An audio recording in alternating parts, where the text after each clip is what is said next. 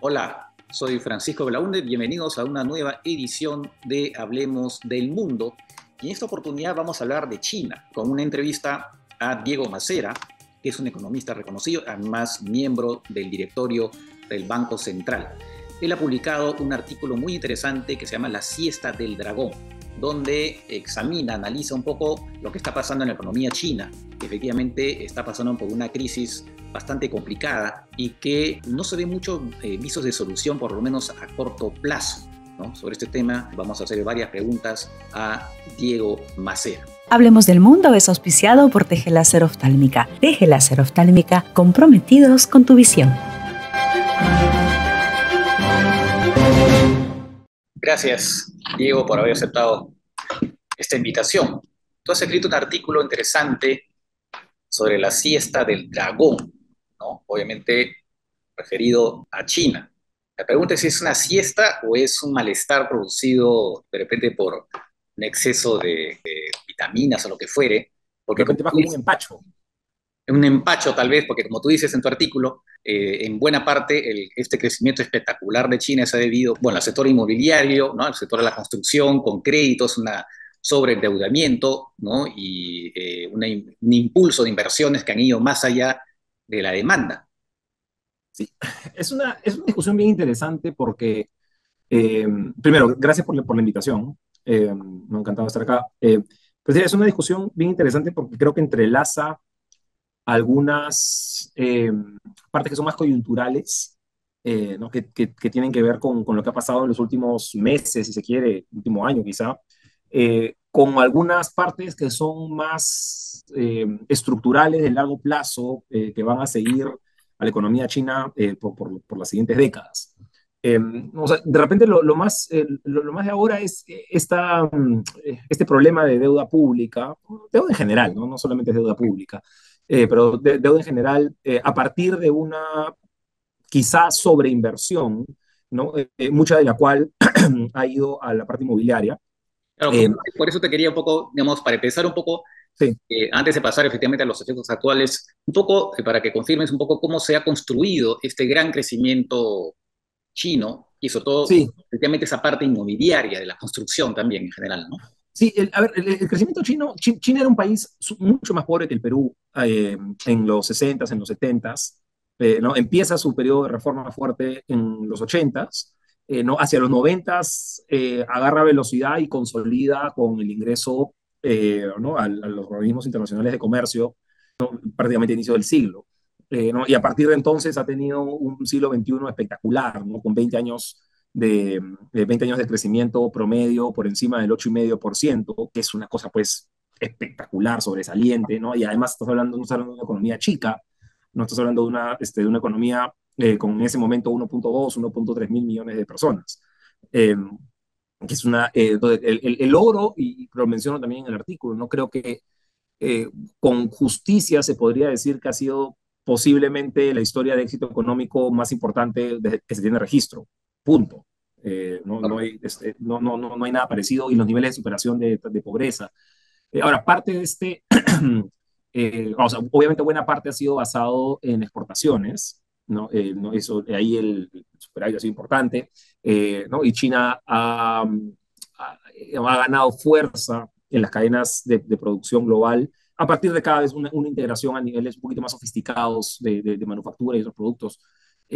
Pero parte también ha estado en el desarrollo de la competitividad interna, muy basada en una apuesta por infraestructura muy seria, ¿no? Y acá ya tienes un componente de competitividad propiamente pensando en trenes, aeropuertos, puertos, represas, etcétera.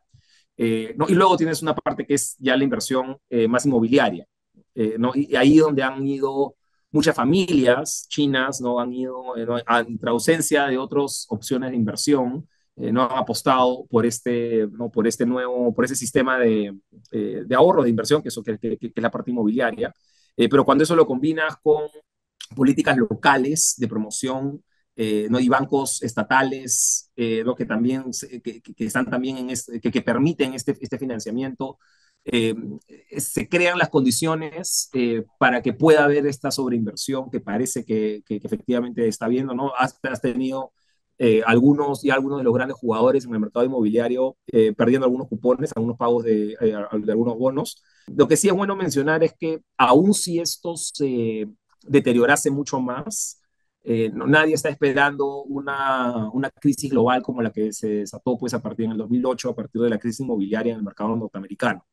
¿No? O sea, la economía, las finanzas chinas en general son más insulares, si se quiere, respecto del resto de la economía global, ¿no? que lo que eran en el 2008 la economía norteamericana, lógicamente.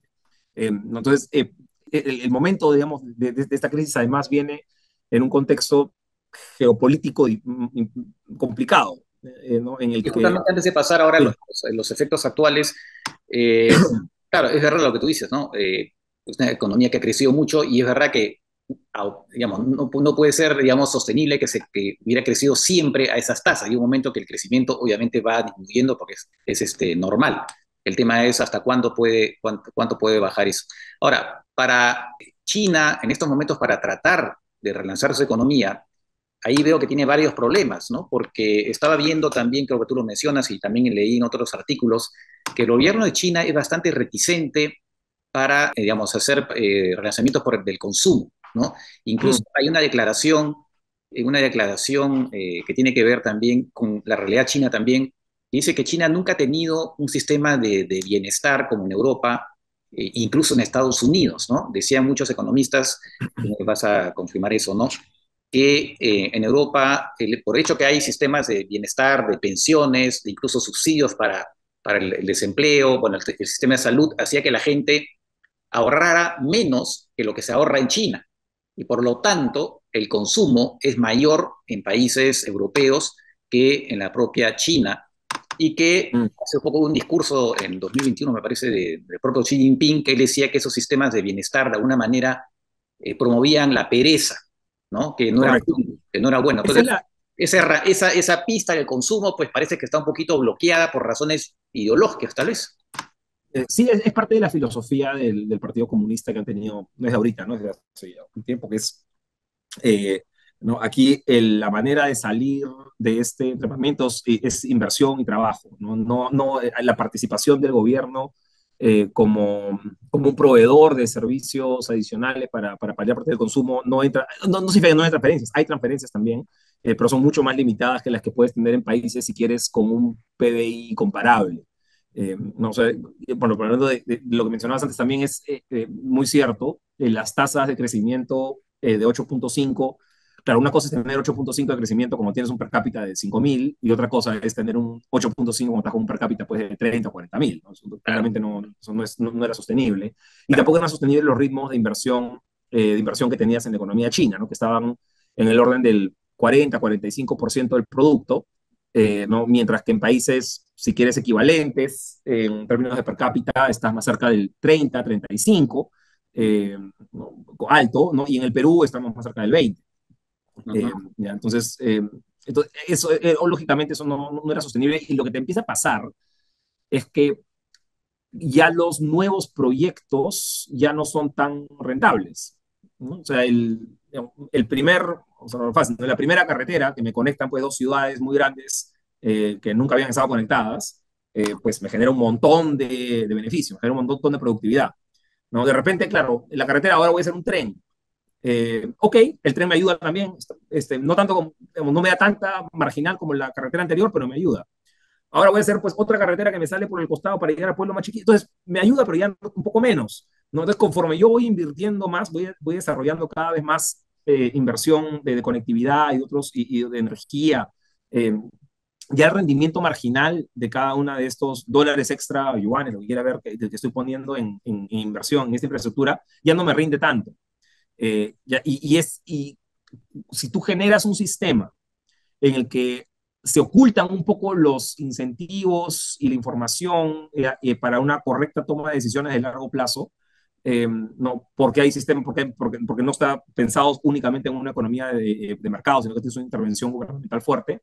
Entonces le pones las semillas, ¿no? Como para que se tomen algunas malas decisiones, como ha sucedido ahora donde se sobreendeuda, porque no había señales de mercado claras, con reglas de interés claras, con reglas de mercado claras, a partir de una disponibilidad de ahorro real. Ujú. Y te termina generando estas distorsiones, ¿no? Que digo, no digo que no se puedan dar en otros contextos, no sé, lo dicen en Estados Unidos también, ¿no? Pero eh, facilitan este tipo de errores de política, y donde además, en el caso chino, es más claro que, claro, los errores de política pues tienen un culpable, ¿no? Hay una relación más vertical. Entonces acá puedes mirar directamente al sistema gubernamental chino, pues, oye, ¿por qué no lo hicimos por aquí? ¿Por qué no lo hicimos por allá? Cosa que es la rendición de cuentas en otros sistemas políticos es un poco más dispersa. De acuerdo. Ahora, justamente, ¿no? Tú has hablado del sistema político chino. Lo que se está viendo es que también se atribuye en parte lo que está pasando en China, es que el gobierno de Xi Jinping está de alguna manera controlando, digamos, haciendo que el partido controle cada vez más la economía, ¿no? Por ejemplo, incluso las empresas privadas grandes ahora están obligadas a tener a alguien del partido, los servicios secretos ahí. Y además la ofensiva del gobierno chino contra varias grandes empresas, sobre todo de Internet, que es verdad que se ha dado también en Occidente, ¿no? Porque eran demasiado poderosas, el tema de la competencia, pero que en China también hay un tema de político, ¿no? De político que controla las empresas de Internet, lo que hace que eso desfavorece, según he leído, la innovación, por ejemplo, ¿no? Entonces, eso evidentemente puede significar un freno incluso a las inversiones que se desaniman un poco por este control cada vez mayor. ¿Tú crees que eso también puede ser un factor que puede, Sí, ahí, digamos, ahí pesar? la ecuación es bien interesante ahí porque creo que algunas corporaciones, inversionistas extranjeros que apuestan por China, ¿no? Que tienen sus inversiones ahí, empiezan a pensar también que eh, digamos, el gobierno chino puede estar dispuesto a sacrificar crecimiento, inversiones en favor de lo que ellos perciben como soberanía, seguridad, como quiera llamársele, ¿no?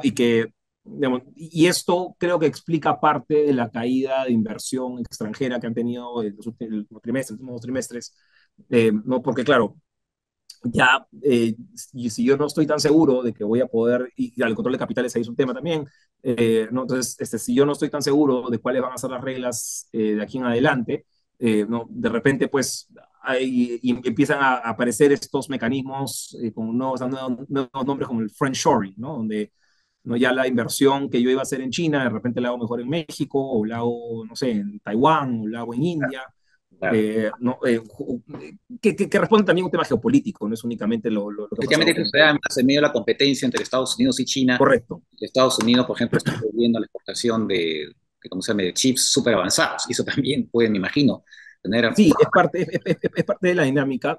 O sea, lo realmente interesante de largo plazo es que eh, China, hasta hace, si tú le preguntabas a cualquiera, hasta hace 5 años, la discusión era cuándo alcanzaba Estados Unidos, ¿no? Si era en el 2035, si era en el 2040.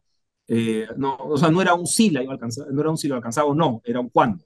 Claro. Y ahora eso ya no está tan claro, ahora ya más la discusión es si lo alcanza o no lo alcanza. Sobre eso, otro factor que también pesa sobre el crecimiento chino a futuro es el tema demográfico, ¿no? Correcto. Mencionado también en tu artículo, y esto va a pesar, y si a eso se suma que no hay mucha inmigración hacia China, como si hay hacia Estados Unidos, pues eso también va a ser un factor que, como tú dices, la perspectiva de que China pueda alcanzar y superar a Estados Unidos, pues digamos, está un poquito nublado el horizonte, ¿no? Sí, o sea, China empieza a frenarse mucho más fuerte de lo que la gente había esperado, ¿no? O sea, los analistas esperaban que obviamente bajara la velocidad, 8.5 eso no era sostenible, ¿no? Pero de repente quedarte más cerca de un 5 en esta década. eh, y lo más probable ahora, las proyecciones del fondo están más cerca de un 4, un 3 y cacho. Entonces, a esa velocidad, realmente podría ser que no alcances a la economía de Estados Unidos, y mucho tiene que ver con el factor demográfico, ¿no? O sea, ya tienes una economía china en donde tienes menos población este año de la que tenías el año pasado, o por lo menos el año pasado menos que la que tenías el anterior, muy probablemente este año tendrás menos que la que tenías. Entonces ya es una economía que se empieza a contraer, y las proyecciones de las Naciones Unidas de largo plazo de las siguientes décadas efectivamente te denotan una contracción fuerte de la población laboral, cosa que no sucede en Estados Unidos. Claro, No, por dos motivos, porque tienes una tasa de reemplazo, una tasa de fecundidad más alta, sí. no por mujer, dijo por mujer, y dos, porque lo mencionaba, es un país mucho más abierto a la migración. Claro. ¿No? Y eso, al final de cuentas, puede hacer lo que haga toda la diferencia. Y ahí es curioso lo que mencionas antes, porque eso se encadena también con la eh, disposición que puede haber del gobierno chino de apoyar, por ejemplo, a las madres para que puedan ir a trabajar. ¿No? Tienes mecanismos de protección social para, ¿no?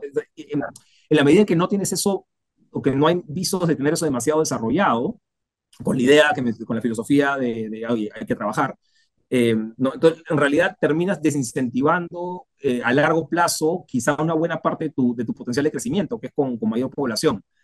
No, pero para eso tienes que crear las condiciones de que efectivamente la familia quiera tener más hijos, ¿no? Y eso no es tan fácil de lograr si no se estás dispuesto a gastar, ¿no? En que efectivamente sea más fácil para ellos, ¿no? Para los padres, para los padres manejar una familia de dos o tres. Claro. Dos preguntas adicionales ya para cerrar. Parece también poco probable que el yuan en un momento pueda reemplazar al dólar, ¿no? Hay esta fantasía un poco, sobre todo por un tema de confianza. Me imagino que una economía como la China, donde hay mucha intervención en el Estado, del Estado en la economía, pues hace que va a haber poca confianza y el yuan nunca se va a convertir en un reemplazo del dólar, me imagino, digo yo.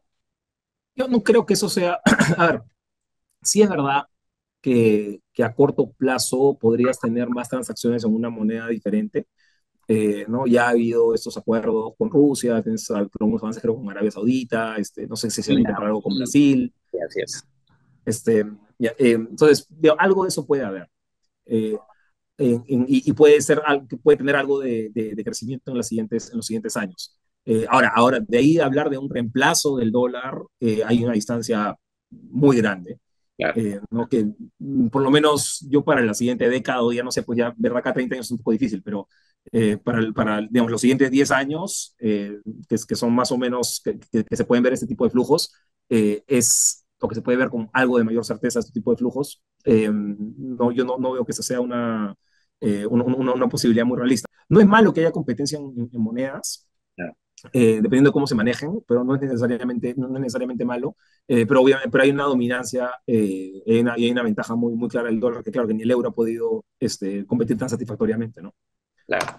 Y ya para cerrar, tú lo has dicho, ¿no? La crisis en China no necesariamente va a generar una crisis mundial como se dio por la crisis de las hipotecas en Estados Unidos, pero eventualmente, por ejemplo, para un país como el Perú, que nosotros exportamos a China, sobre todo productos agroexportadores y además de agroexportación, perdón, sino también, bueno, el cobre tal vez no va a retroceder porque el cobre está muy ligado a las nueva energía y todo lo demás, pero ¿hasta qué punto crees que lo que está pasando en China nos puede afectar a nosotros? Sí, no tiene un impacto necesariamente en la parte de demanda, en la parte de productos no tradicionales, más importantes son los mercados norteamericano, europeo, ¿no? Y parece que la probabilidad de que los estadounidenses entren en lo que le dicen soft landing, ¿no? Eh, ¿no? Que logren controlar su inflación sin necesidad de causar una recesión, es bastante más alta de la que teníamos hasta hace incluso un par de meses, unos 3, 4 meses. Uh-huh. Entonces, para el tema de exportaciones no tradicionales, esos son mercados más importantes. Donde juega más el rol chino, son en algunas, también algunas no tradicionales, pero es más fuerte en cómo te marca el precio del cobre, Uh-huh. ¿no? Que está a niveles altos, o sea, está todavía en 3.7, 3.8 dólares la libra, eh, y probablemente, como decías, Francisco, se mantenga relativamente alto. Bueno, son las proyecciones, es que se debería mantener relativamente alto a pesar de una menor actividad económica, económica china en los siguientes años, ¿no? Si es que recayese un poco desde los niveles que está ahorita, digamos, se acerca más a 3.5, 3.4, por una ralentización de la economía china, la verdad que seguirían siendo todavía niveles relativamente altos. O sea, hasta hace no mucho, digamos, 5 o 6 años teníamos un cobre de 2,5.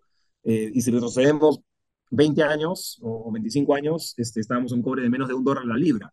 Uh-huh. ¿No? Entonces, todavía son niveles buenos como para aprovechar nuestros productos, pero sin, y ahí es bien interesante, también hay política del Ministerio de Turismo ahorita de tratar de abrir también nuevos mercados, ¿no? O sea, no solamente, o sea, ver un poquito más a India de repente, Uh-huh. no necesariamente para reemplazar a China, sino para complementar, de acuerdo. ¿no? Lo que se pueda con algunos mercados muy dinámicos, ¿no? Y que pueden ser, pues, de repente, de lo más dinámico que va a haber en el mundo, así como fue China los últimos 20 años, ¿no? De repente puedes tener mercados que van a crecer a velocidades mucho más rápidas y incluso con más gente, como el mercado de India, en los siguientes 20. Entonces, acercarte ahí desde el comienzo probablemente sea una muy buena idea.